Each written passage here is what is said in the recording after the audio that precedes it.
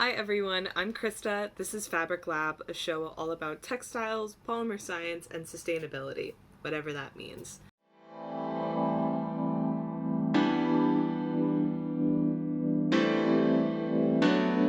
For our first episode, we are going to look at why some fabrics are biodegradable while others aren't. We're going to look at the mechanisms of biodegradation, the molecular structure of different fabrics and fibers, and lastly, the appeal to nature fallacy and the kind of natural good, synthetic bad dichotomy. So we're going to talk specifically about the different materials that make up fabrics and different textiles.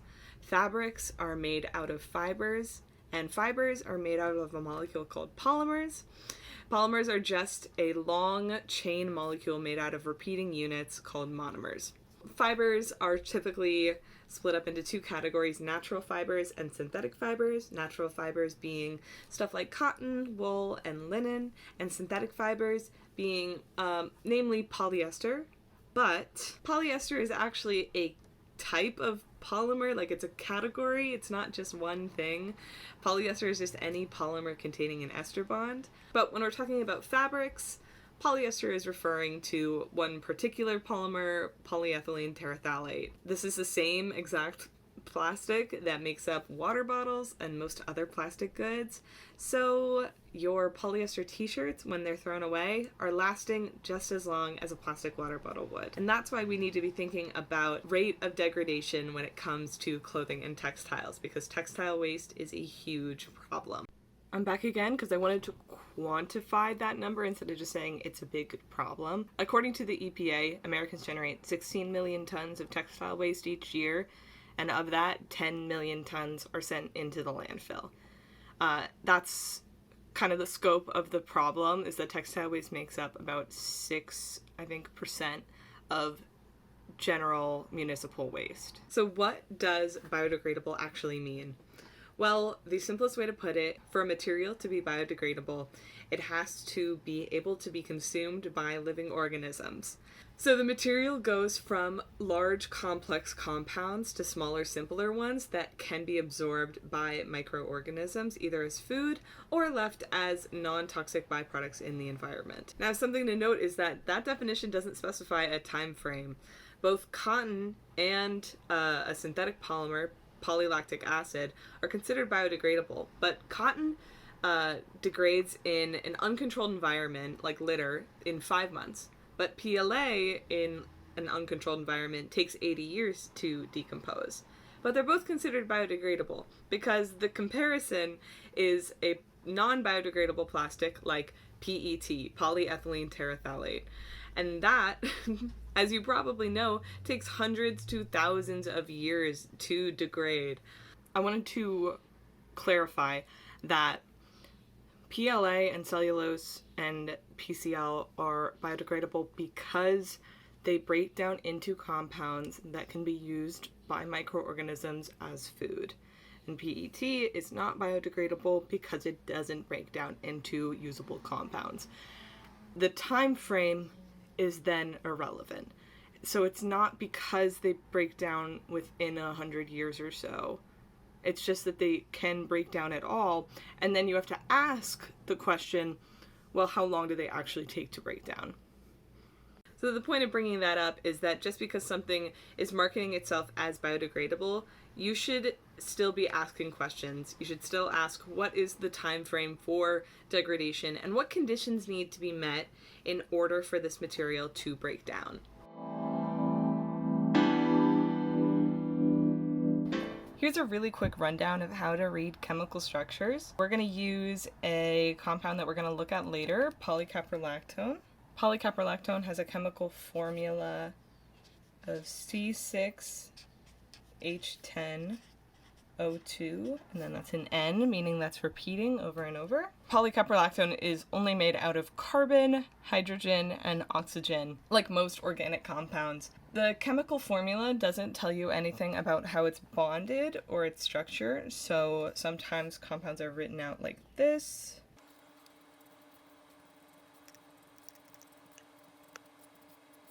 Each of these carbons is single bonded, so one line means a single bond, two other compounds on either side, and then two hydrogens. And this double line means a double bond, so this carbon and this oxygen are sharing two sets of electrons instead of just one for the single bond. That took forever to write out, so often structures are simplified like that, which was much faster. So these corners where there are no labels at all, that is just a carbon. And every time there's a carbon and you only see, oh, there's only two things bonded to this carbon, you can assume that there are a number of hydrogens attached to make that number 4. So each carbon needs to be bonded to 4 things. If you can't see it being bonded to 4 things, there are assumed hydrogens filling that extra bond.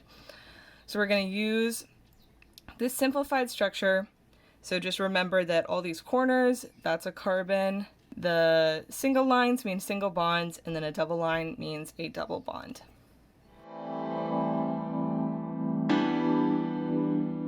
Okay, so let's talk mechanisms that break materials down. Let's look at a segment of cellulose, which is the compound that makes up 90% of cotton. We have this big long chain, but in reality, it's really just this short segment repeating itself over and over ad infinitum. These rings are glucose rings, which you might recognize because glucose is a simple sugar, and bacteria can use glucose as food. They're really good at finding and breaking down glucose, but the glucose is bonded in a way that they can't get to yet.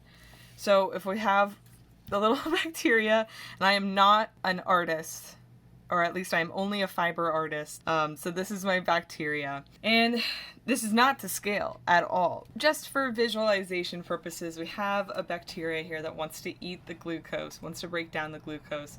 So it's going to secrete an enzyme, which is called cellulase. Enzymes always end in ase, and then the first part is usually what they're breaking down. So an enzyme that's breaking down cellulose is called cellulase. And the bacteria is going to secrete some cellulase. The cellulase is going to use some water to break that bond. And usually how that works is we just have one hydrogen. It's going to go like that. This extra hydrogen plops onto there. And this oxygen and hydrogen turned into a hydroxyl group, and they go over there. And now we have two separate, complete glucose molecules that the bacteria can absorb. And after the bacteria absorbs it, it usually has a couple of byproducts like CO2, methane, and more water.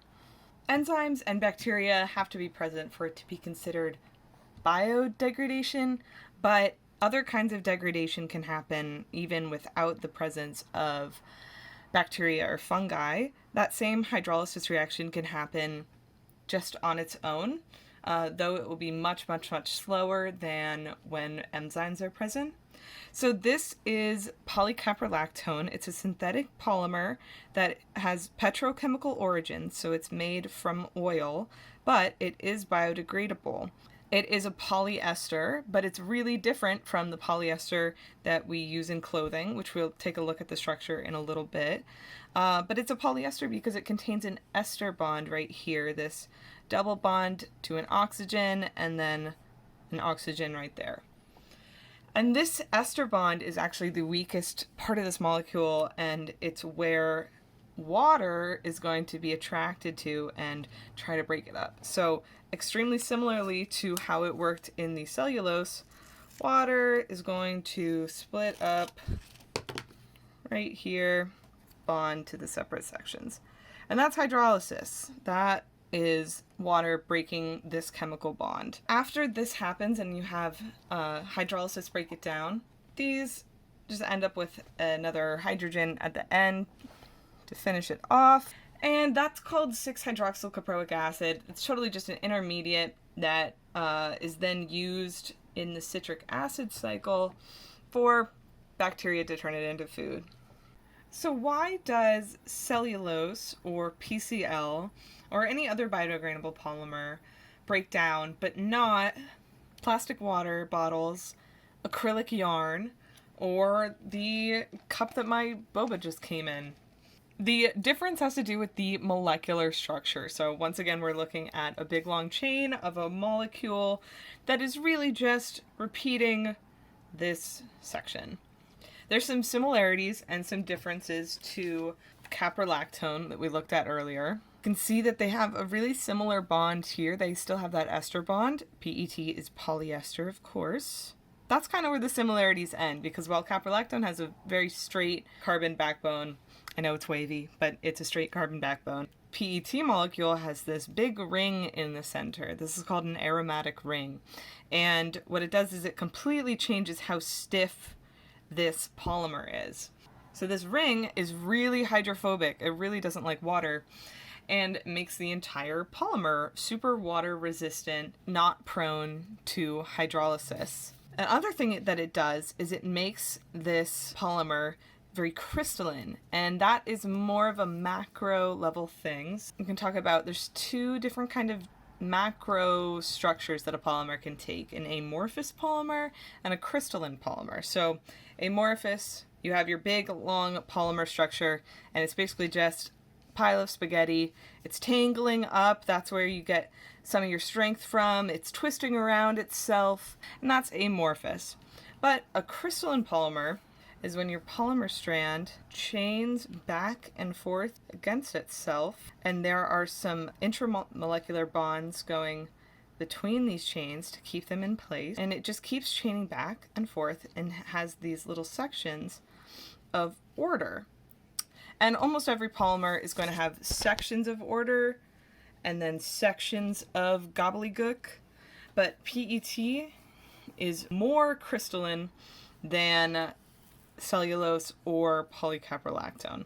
And that crystallinity means that because the polymer is so packed tight, it's really hard for microorganisms to get to the bond, as well as water, which makes this polymer much less likely to go through hydrolysis or enzymatic breakdown. So let's recap and look at all these structures kind of side by side and think about why PET is not biodegradable while cellulose and polycaprolactone aren't. So we know it's not because PET is made from oil, because polycaprolactone is made from oil and it's still biodegradable. And what that kind of tells us is that it doesn't matter what the origins of the polymer is.